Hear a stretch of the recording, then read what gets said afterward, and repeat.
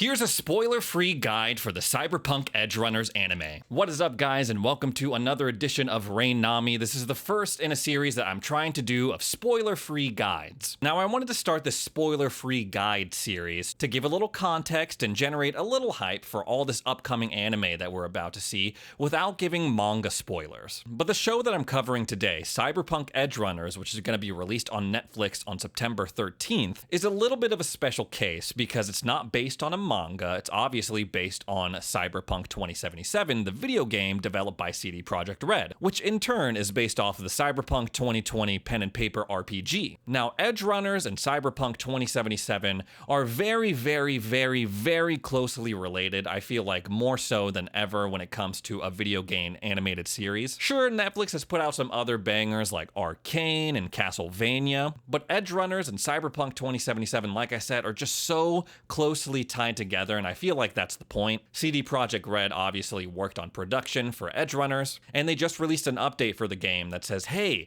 look at all this stuff that you see in the anime. You can actually see it in game as well, and we're also going to be adding a bunch of content from the anime. It's a bit of genius on their part, I would say, because it's kind of the situation where they're saying, hey, you like the Cyberpunk 2077 video game? Well, if you like the video game, go and watch the show on Netflix. And for people who haven't played the game, if you just watch the show, hey, what if I told you can experience the show for yourself? You can run in a gang, you can have a hot, steamy romance, you can have all these cybernetic implants that make you awesome and give you awesome powers. Come and play the game after you watch the show. So yeah, the stuff I'm about to cover is gonna be well known to anyone who's played the video game. But if for whatever reason you skipped it, maybe you just saw it and were like, it's not my cup of tea, or maybe you saw how Cyberpunk launched back in 2020 and saw how abysmal it was, you were like, man, I'm gonna skip it. So before you dive into the story of Cyberpunk Edgerunners, there are some things that you should understand about the world. Cyberpunk is based in an alternate version of the United States, specifically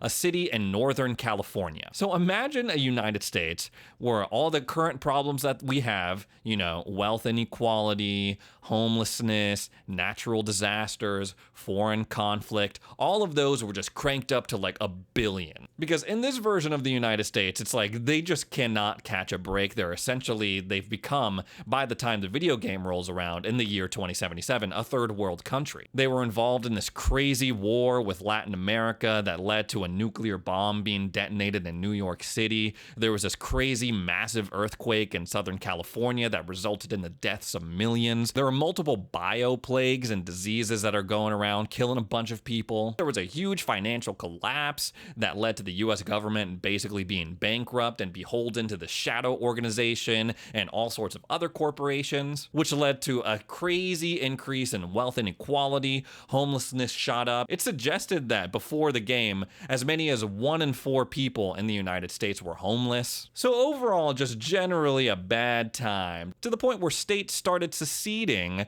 from the United States and just said, hey, we're gonna go independent, much like in the Civil War, which led to a whole bunch of other problems that I'm not gonna get into right now. But while this is all happening, a guy named Richard Knight, he says, you know what if I built a city that didn't have any of these problems I was just talking about? A city that's free of crime, it's clean, it's nice, there are no problems. It's basically a utopia where everyone gets along, everything's hunky-dory. That guy, Richard Knight, would then go on to found a corporation called Knight International, and then he would go on to found a city called Coronado City. And Coronado City would eventually become what we know as Night City, which is where the game takes place, which is where the Cyberpunk anime is going to take place. And before I move on and tell you all about Night City, I want to share one of my favorite facts about the history of Night City. So Coronado City, before it was Night City, Coronado City, when Richard Knight was shopping around and saying, hey, where should I build this city? He was looking on the West Coast, East Coast, and then he was like, whoa, I found this amazing deal. I'm going to buy the land. And the land that eventually Coronado City was built on was basically the site of a terrible tragedy. It was known as the Massacre of Morro Bay, where basically the Hells Angels were going to war with this other faction, and in the process, in their rampage, they killed like tens of thousands of people. So ever since then, it's been a ghost town, and then Richard Knight came along and said, hey, no one really wants to stick around this place anymore because it's just such, bad vibes of with that whole massacre thing that went on. on. Good thing they're selling it for cheap. I'll buy it and I'll build a city on it. And I feel like that's the perfect start to what we now know as Night City. Now, Night City is a mega city, and it's also a free city state. It's entirely self-governed and run by a bunch of these corporations. And while there are some nice parts to it, it's billed as like, oh, the city where you can make your dreams come true, you can be whatever you want.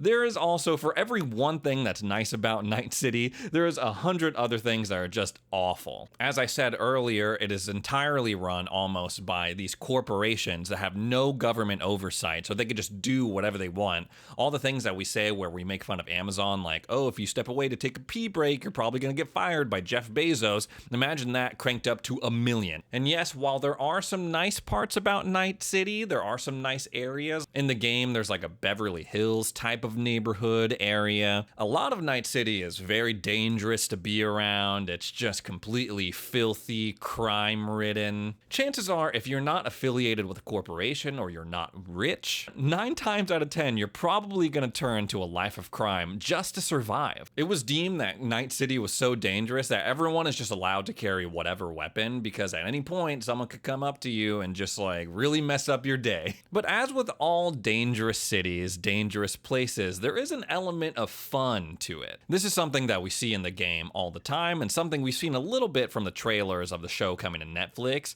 but it's a fun place to be. Nightlife is bussin', people are having a good time, it's full of life, but like I said, it's not very safe. Another thing that's characteristic of the Cyberpunk universe is the fact that everyone is pretty much obsessed with cybernetic implants. This is a world where, more often than not, the people walking around are in some ways more machine than they are human, because you can soup up your body with all sorts of stuff. This ranges from, oh, I'm gonna put a chip in my frontal cortex, which will allow me to, identify things, hack into things, all the way to, I'm gonna put these 6 swords in my forearms. They're called mantis blades and they're awesome. So yeah, this is a society that is obsessed with genetic modification, with cybernetic implants. It's a very dystopian situation where humanity is just obsessed with technology, but it hasn't necessarily improved our lives in any meaningful way. We still have all the same problems, just with this fancy technology. Now, we don't really know too much about the story or plot line of Cyberpunk Edgerunners. They've been a little vague about it, obviously. The synopsis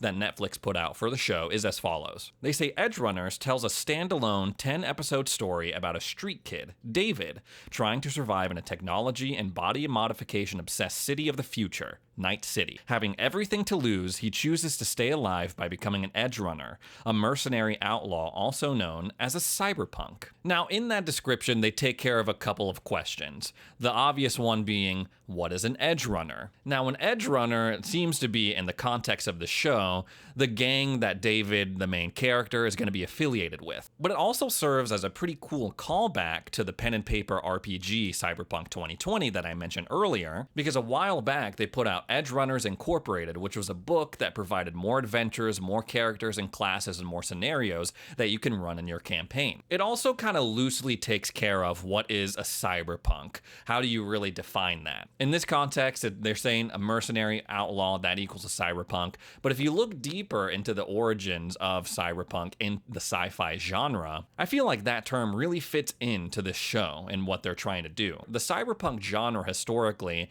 has protagonists that are usually they're anti-authoritarian, they're anti-establishment, they're basically revolutionaries. They use their technological prowess and whatever sci-fi tech that they have to basically go to war with the establishment. The trailer that Netflix put out on YouTube on August 1st actually gives us way more information. So in the beginning of this trailer, they actually bring in a very major player from the video games known as the Arasaka Corporation. Now, the Arasaka Corporation is a big, mega corporate conglomerate that has played a major part in the history of Night City. They were one of the original investors in Richard Knight's plan to create Night City in the first place. And to this day, they remain a pretty big player. And as far as this trailer goes, they seem to be a major part of the plot. From what we see, David, the protagonist, this is actually in some way affiliated with the Arasaka Corporation, which is pretty surprising given that they're just basically confirmed in this overview, in this little plot blurb,